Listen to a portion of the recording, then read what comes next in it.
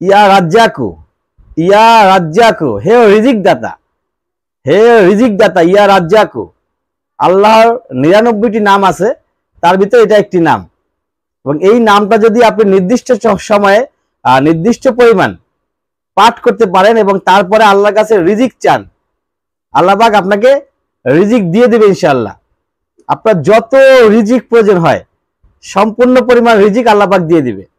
এমনও সময় ছিল যখন আল্লাহর কাছে বান্দা চাইতো, তখন আল্লাহ পাক আসমান থেকে সরাসরি খাবার পাঠাইতেন। আমরা জানি মান্না সালোয়া, মান্না সালোয়া নামক খাবার আসমান থেকে আসতো, জান্নাতি খাবার আল্লাহ পাক পাঠাইয়া দিতেন। মুসা আলাইহিস সালামের সময়, মুসা আলাইহিস সালামের সময় জান্নাত থেকে খাবার আসতে। তারপর হচ্ছে আপনার মারিয়াম, মারিয়াম আলাইহিস সালামের সময়ও আমরা জানি যে আল্লাহ পাক জান্নাত থেকে খাবার পাঠাইছেন। তা আমাদের জন্য কেন পাঠাবেন না? আমরা কি আল্লাহর বান্দা না? আমাদের জন্য আল্লাহ পাঠাবেন। আমরা যদি চাই, চাওয়ার মতো চাইতে জানি, তাহলে আল্লাহ পাক আমাদেরকেও খাবার দিবেন। হয়তোবা সরাসরি আমাদেরকে জান্নাত থেকে বা আসমান থেকে খাবার না দিলেও খাবার কেনার মতো, খাবার ম্যানেজ করার মতো, খাবার অর্জন করার মতো ব্যবস্থা আল্লাহ পাক করে দিবেন। কিভাবে করবেন সেটা আল্লাহ পাক ভালো জানেন। আমরা শুধু চাইবো, আমরা শুধু চাইবো ইয়া রাজ্জাকু বলে। ইয়া রাজ্জাকু বারবার পড়তে হবে। কখন পড়তে হবে? এটা নির্দিষ্ট রুলস মেনে আমল করতে হবে।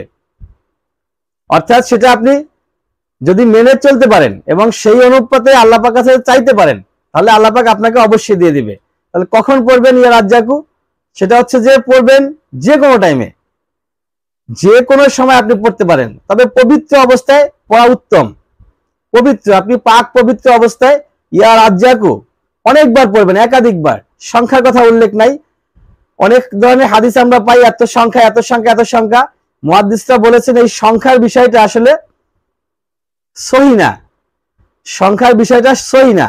তবে আপনার হচ্ছে অবসর যখন আছেন, যেইটা আপনি অবসর, বেকার, কাজকর্ম নাই, সেই টাইমে আপনি ইয়া রাজ্জাকু, ইয়া রাজ্জাকু, ইয়া রাজ্জাকু বারবার পড়তে থাকেন। আপনি রাস্তায় হাঁটতেছেন, পড়তে থাকেন। আপনি অফিসে আছেন, কাজের ফাঁকে পড়তে থাকেন। আপনি ঘুমাচ্ছেন, ঘুমাবেন, শুইতে গেলেন বিছানায়, তার আগে পড়েন। পড়ার পরে আল্লাহর কাছে প্রার্থনা করেন যে হে রাজ্জাক, ইয়া রাজ্জাকু, আমাকে রিজিক প্রদান করুন, আমি অভাবে আছি। আল্লাহকে বলতে হবে যে আমি অভাবে আছি, আমি অসহায়, আমি কষ্টে আছি, আমি দরিদ্র, আমাকে আপনি দেন। আপনি ছাড়া আমাকে দেওয়ার মতো আর কেউ নাই। চাওয়াটা খুব সুন্দরভাবে চাইতে হবে যে আপনি ছাড়া আমার কেউ নাই, কিন্তু আমি ছাড়া আপনার অভাব নাই। আমি ছাড়া এই পৃথিবীতে আপনার বান্দার অভাব নাই। কোটি কোটি বান্দা আছে, কিন্তু আপনি ছাড়া আমার কেউ নাই।